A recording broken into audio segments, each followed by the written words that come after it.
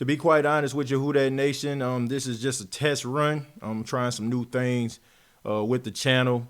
Thought that I would go live because last night, a lot of people wanted to talk after, I was wrapping up.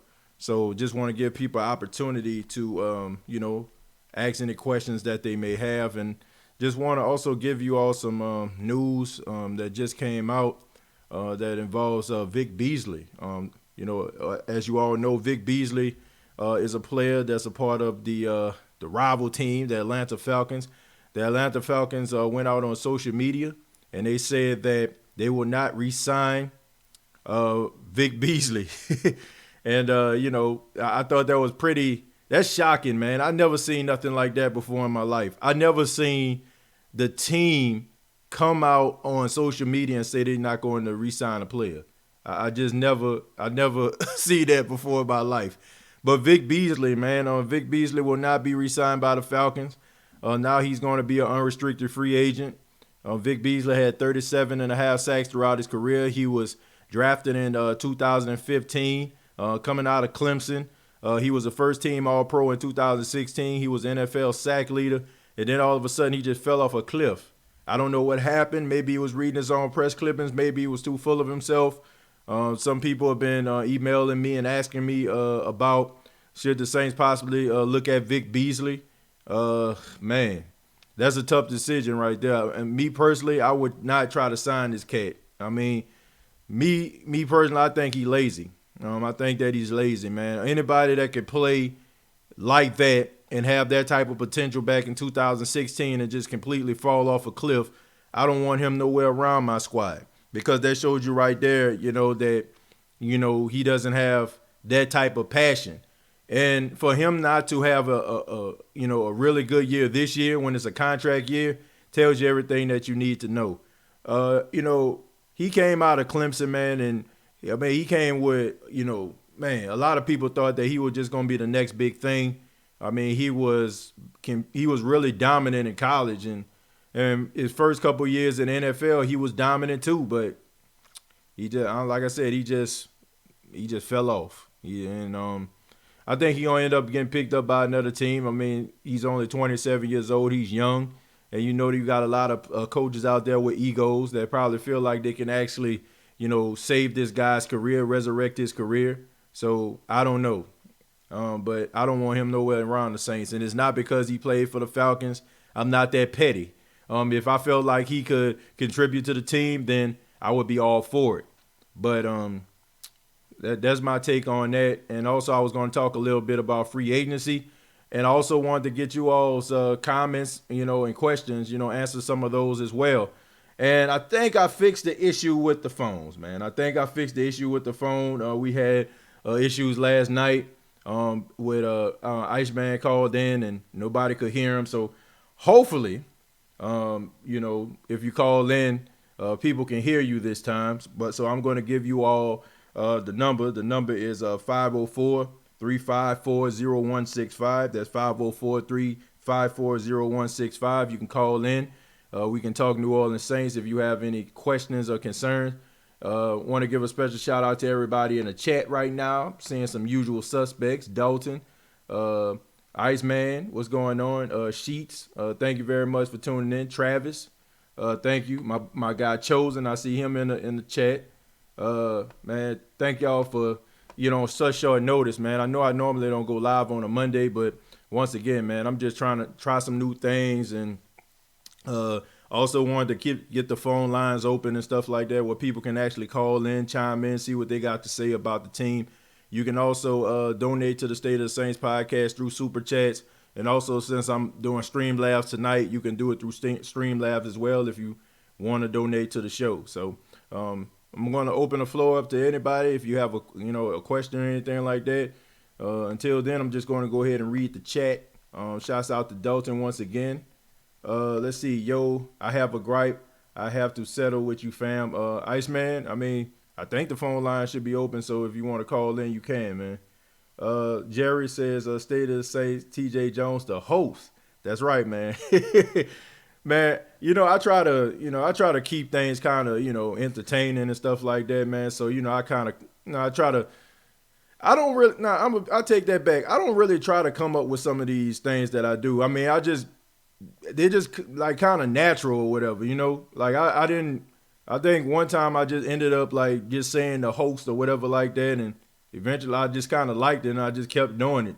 And you know, of course, you know, I do certain things like smoke like brisket, burn like a biscuit. You know, I mean, it's just certain things that I say. I mean, I mean. I don't try to, just come up with those things. Like I don't sit at home. It's just I be behind, the mic or behind the camera, and they just come out. So man, as long as I can, as long as you all entertain, as long as you all love the podcast, I'm cool. All right, so we got a phone call right here. Hello, you on the State of the Saints? Yo, Iceman, it's the Iceman. Hey, what's going on? And I need the chat to let me know if you can hear Iceman tonight.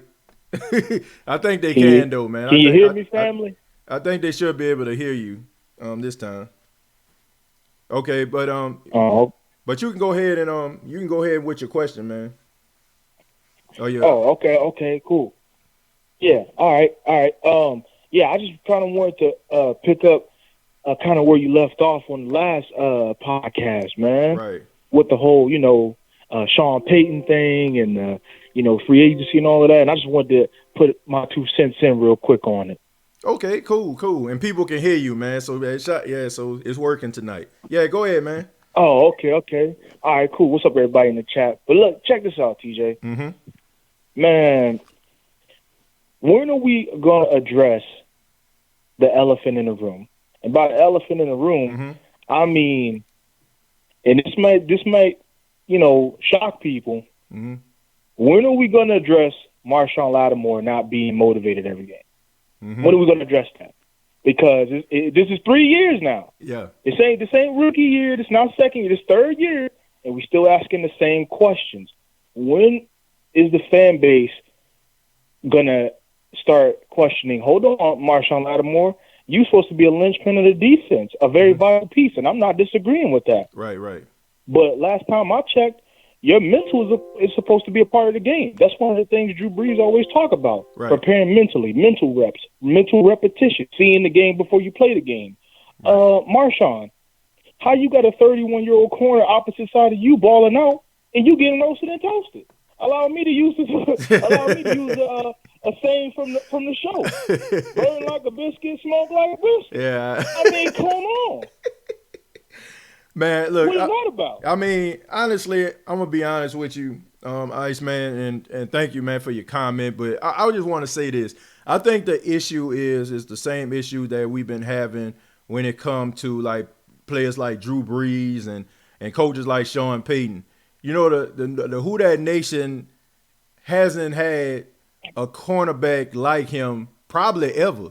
You know what I'm saying? And honestly, when you compare his talents to like talents of the past, I think a lot of people just say, well, he's better than most. And he is, and I will agree with you. There are times when he's not motivated. I mean, I've watched First Thing First during the time when Chris Carter was on there, and Chris Carter even talked about how, if he had the motivation and the drive of a Michael Thomas, then he'll be one of the best cornerbacks in the league.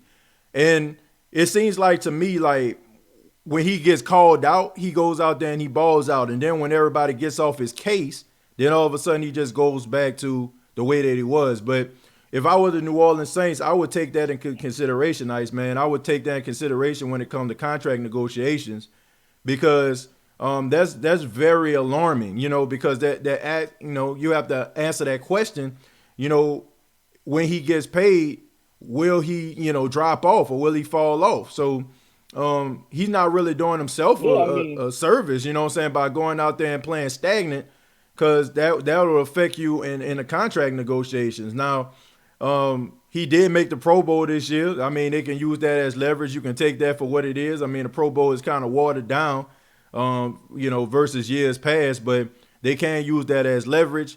And I think a lot of people don't call him out, Iceman, because he's probably by far one of the best cornerbacks the New Orleans Saints organization ever had. And when you look at people like, Fred Thomas come through the door, and people like Jason Smoke Turkey David and Brandon Browner, I mean, look who he's being compared to. So I think a lot of people give him the benefit of the doubt because they feel like he's better than most cornerbacks that came through the spot. I mean, you're absolutely correct. I just want to make one more quick point, then I'm going to let somebody else get up in here. Yeah, go ahead, man. Now, I didn't really get to break down the whole Taysom Hill thing, so I'm going to just sum it up real quick. Okay. We are at a crossroads in this organization, folks. Mm-hmm. People, you know what I'm saying? We at a crossroads. Mm-hmm. Go ahead, cue up the Bone Thugs and Harmony, TJ. Go on, cue it up, and we gonna listen to the crossroads. We at the crossroads, fam. I'm serious, man. We don't know what we want to do. We got the Saints getting in all type of. I'm not gonna even bring up the scandal. That's horrific. Right. I mean, come on now. Mm-hmm. We got scandals going on. Mm-hmm. We got a quarterback controversy going on. Right. We got a head coach that don't know when to stop going on. You know what I'm saying? Yeah. We got a fan base almost divided because we don't know what the quarterback situation is. Mm-hmm. I mean, look here, man. This whole thing, I am a student of football, man. I love football. Been watching it. Right. I've never seen anything like this, man. I mean, I don't see any particular direction that the team is going because I don't know who they're going to have starting. Is it going to be Drew? Mm-hmm. Is he going to retire? Right. You know what I'm saying? Taysom.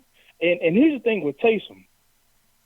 We got to keep in mind this guy is 30 years old. Right. He wants to be a quarterback. Mm-hmm. And let's break down why he wants to be a quarterback. Because he wants to get paid. Right. This man's been taking punishment for how long? 3 years? Yeah. You know, brutal punishment. He wants to have payday. We got to keep in mind. We got to keep it in context with that nation. He's 30 years old, so he may get a 5-year contract as a quarterback. Mm. That may be his only opportunity to get a contract that big. Right. Because I don't see him getting paid another 5-year contract into his 40s because we will be right back in the same position that we were with Drew. Mm-hmm. So we got to keep that in mind when negotiating his contract, is that this may be his only big bite at the apple that he's going to get since he's so old. Right. So with that being said, thanks for taking my call, man. All right, man. Thank you for calling in, Ice, man. Thank you very much. All right. Hold that. All right, man. Look, man, special shout out to Ice, man, for chiming in. And I'm going to go ahead and answer his question, as far as with the he had a lot to, say. First off, the whole Catholic Church situation that's going down, the NFL is not going to investigate that case. I think a story came out maybe about a few days ago. Probably didn't hear about it because of all the stuff that was going on with Kobe Bryant. So the NFL said they won't investigate that. So that's a positive thing. Number two, about the whole Taysom Hill. Of course, Taysom Hill wants to be a starting quarterback. But Drew Brees, a lot of people don't know if he's going to come back or not. Me personally, I don't think that Drew Brees is going to, keep the Who Dat Nation waiting or the Saints waiting with his decision. I think we're probably going to hear what Drew is going to do probably in the next week or two. We're going to know if Drew Brees is going to come back because I think Drew wants to let the organization know if he's coming back so they can know exactly what to do. I think that Drew decision is going to affect Teddy Bridgewater's, future with the New Orleans Saints. I feel as if Drew Brees decides to retire, Teddy Bridgewater is going to be a New Orleans Saint. If Drew Brees come back, then Teddy Bridgewater is not going to be with the New Orleans Saints. I think that Taysom Hill is going to be with the New Orleans Saints regardless. I would think that the New Orleans Saints will want to sign him due to the fact that he wants to play quarterback. The Saints understand him. They understand his tendencies. He's been in a system going on his third year fully. And, I think they're going to try to transition him to the quarterback position. And then, you can have yourself a possible franchise quarterback and don't have to pay an arm and a leg for him. And if you decide to, bring Taysom in and you're not sure about him, you don't know if he is the future of the franchise, you can always draft a quarterback and let Taysom Hill, go, compete for the job. You don't want to just hand him the keys to the car and say, okay, Taysom, this is your team now. I mean, no, you got to earn it, man. Everything in life, you should have to earn your spot. You know what I'm saying? So I'm not saying that Taysom just automatically becomes the franchise quarterback in the New Orleans Saints if Drew decides to hang it up.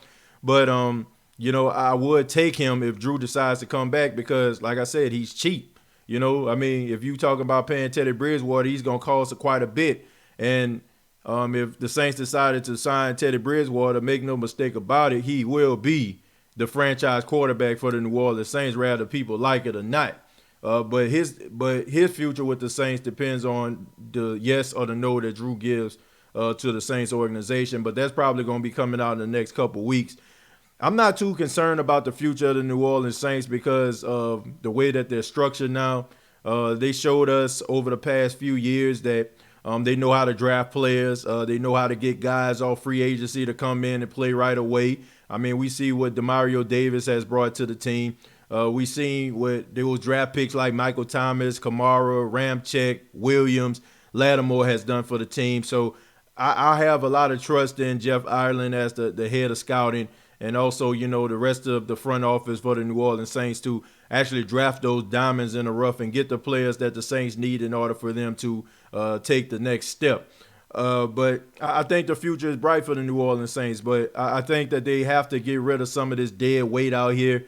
Some of these guys that I feel like are not going to elevate the team, is not going to make the team go to the next, the next stage, get over that playoff hump. You have to really look at your roster and see what guys do you need going forward because you don't want to keep on, dealing with the same usual suspects, bringing back guys that are not going to get better, not going to elevate their game, not going to help the team get over the hump. So I think the Saints need to make some tough decisions, and hopefully they make the right ones.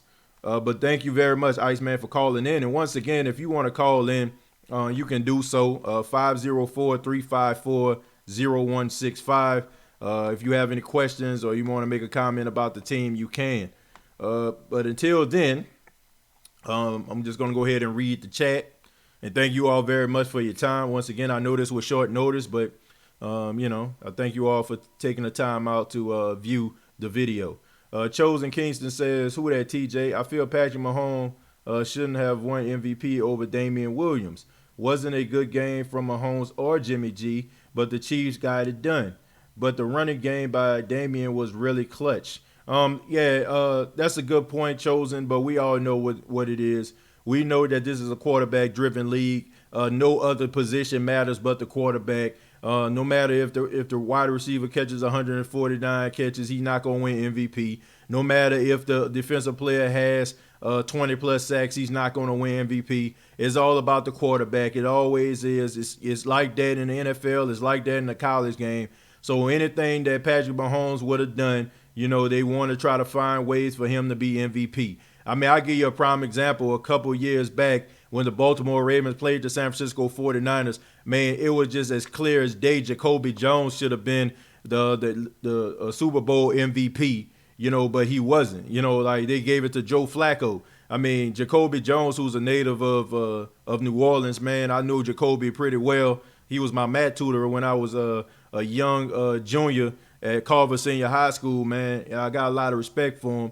Didn't even know he played football, man, to be honest with you. But he deserved to be a Super Bowl MVP, but they gave it to Joe Flacco, who had a lackluster performance, to say the least, in the Super Bowl. But the fact that he was the quarterback, they want to give it to him.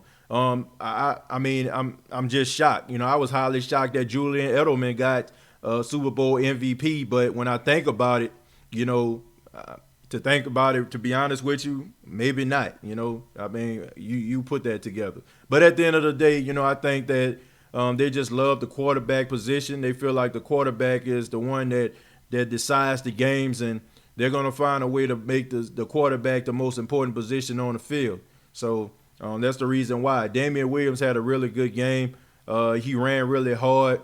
I know a couple plays that I seen, especially that screen pass that Mahomes threw to him, and it seemed like he should have got stopped in the backfield. He ended up picking up the first down. Not to mention that he ran the ball for the go-ahead touchdown to seal the game. He was really dialed in, an unrestricted free agent. You got to be happy for the guy. Not an unrestricted, undrafted free agent, undrafted free agent. He came in with little fanfare, and, he did his thing, man. But, they love Patrick Mahomes. They look at him as the future of the NFL. But he played horrible. I mean, you got to call it for what it is. Patrick Mahomes played his worst football game in the biggest game. The only thing about it is he made the plays when it mattered most, and it kind of, threw a little bit of shine on that, on that rust. You know what I'm saying? Like, you know what I'm saying? They took a little, what they call that stuff, Brasso or whatever like that, and they rubbed it, and you know what I'm saying? You seen a little shine, but he didn't finish the whole job. You know what I'm saying? It's just one little clean spot and a whole vase full of, rust. That's the way I looked at it. He didn't do a good job at all. If some teams offer a first-round pick for Taysom, you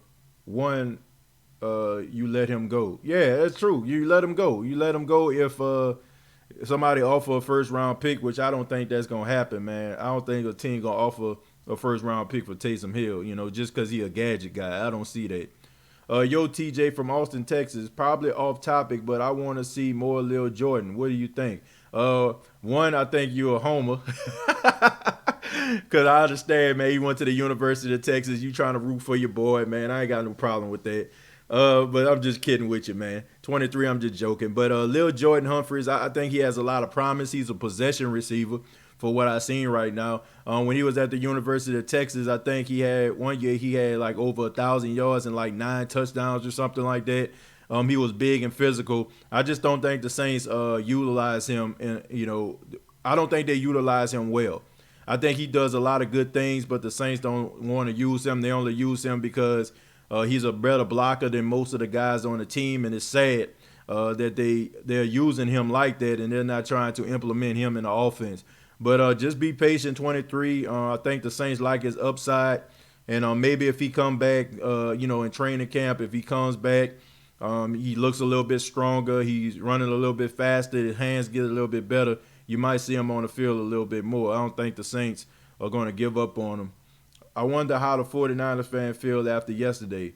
Jerry, they probably feel awful, man. I can only imagine what a fan base feel like. I mean, we're fortunate enough when the one time the Saints did go to the Super Bowl, they won it. So we don't know how it feels for them to go to a big game like the Super Bowl and lose. I mean, we know about it on a playoff scale, but I only can imagine the magnitude of the L, you know what I'm saying? Because you're playing in the Super Bowl and there's not a guarantee that you can make it back to the Super Bowl. There's a stronger possibility you can make it back to the playoffs more than the Super Bowl. I mean, you look at somebody like Dan Marino. Dan Marino, who I feel like should have been knocked off that 100 list for Drew Brees, but I digress.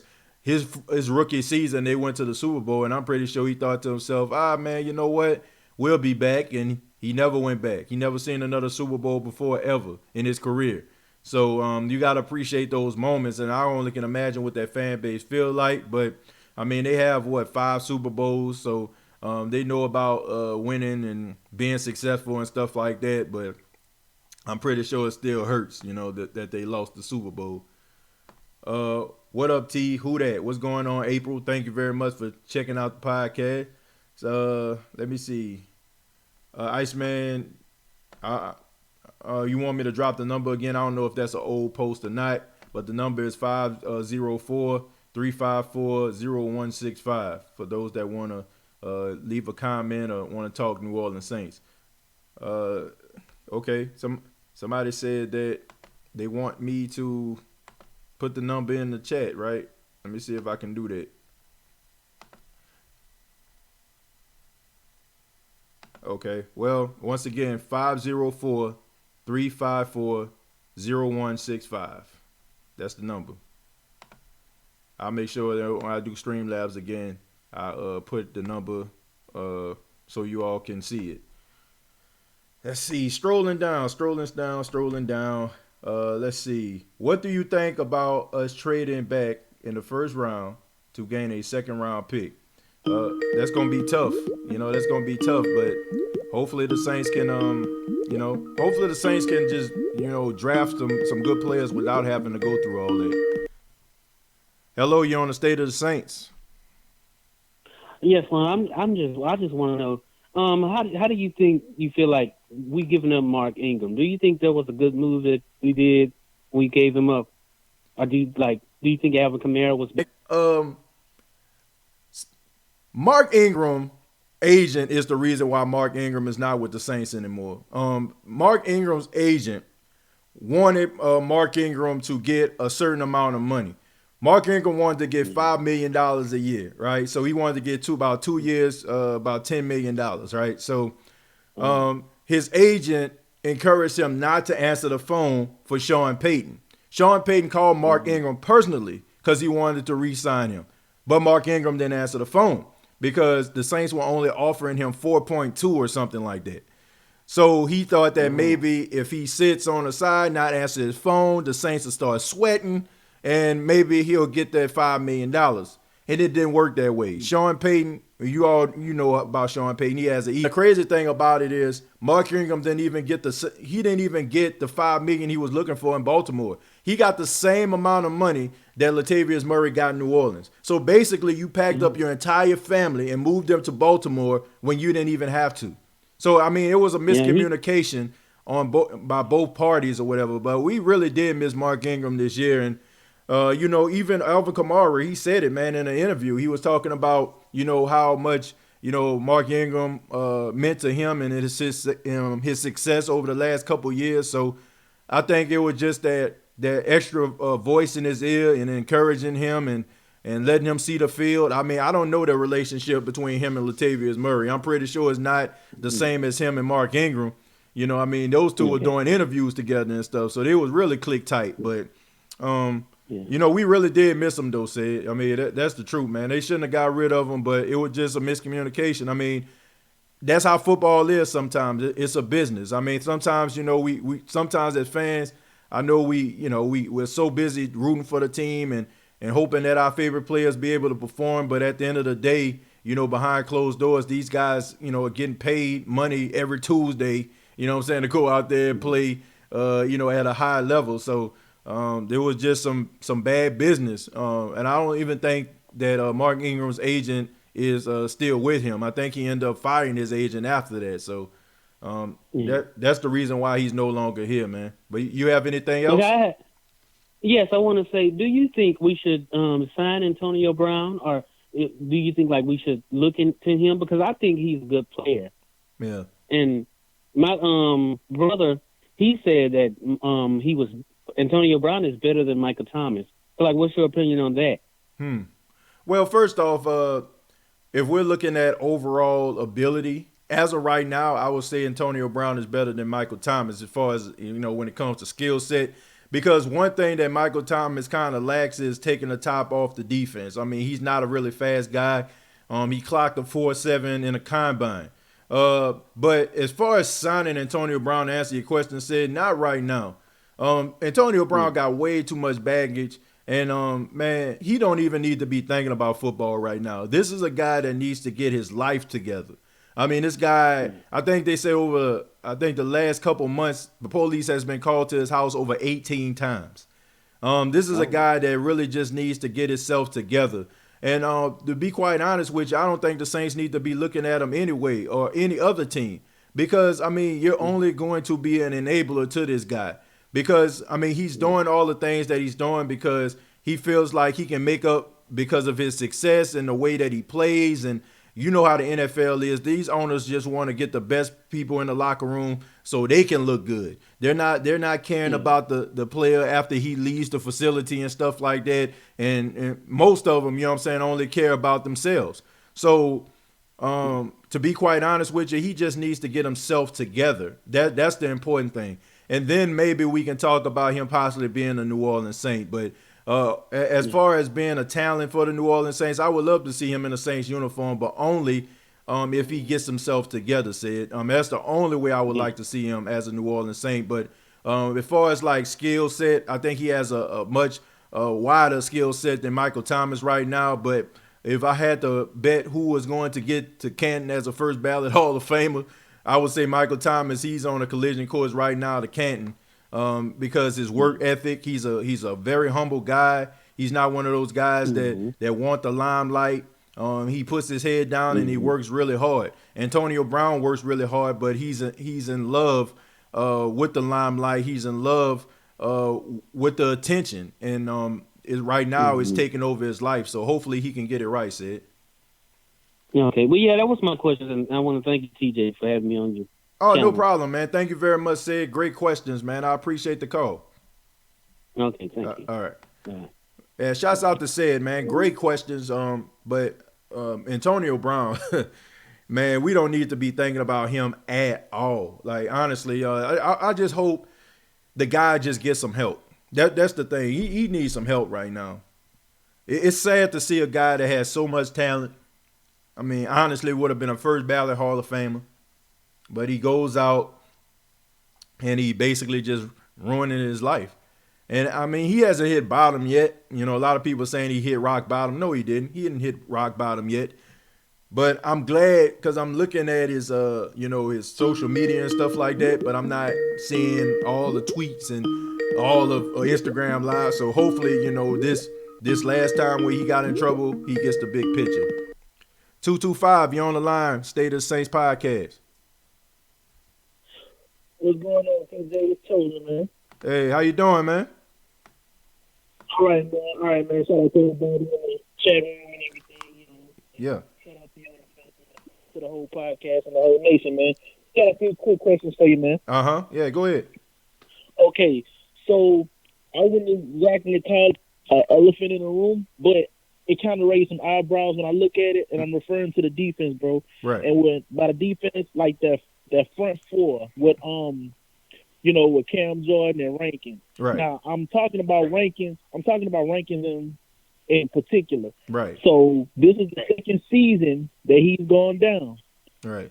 This is the second season that he's gone down with a major injury. And now I understand he's fresh, and I guess he's still conditioning to the NFL level, but he's a first rounder. Right. And he's also somebody who we lean on and depend on. Right. Now, he kind of got away with the first one, but now this is the second season. Mm-hmm. So I'm starting to think to myself, is this really a trend that he's going to keep going down when we really need him most?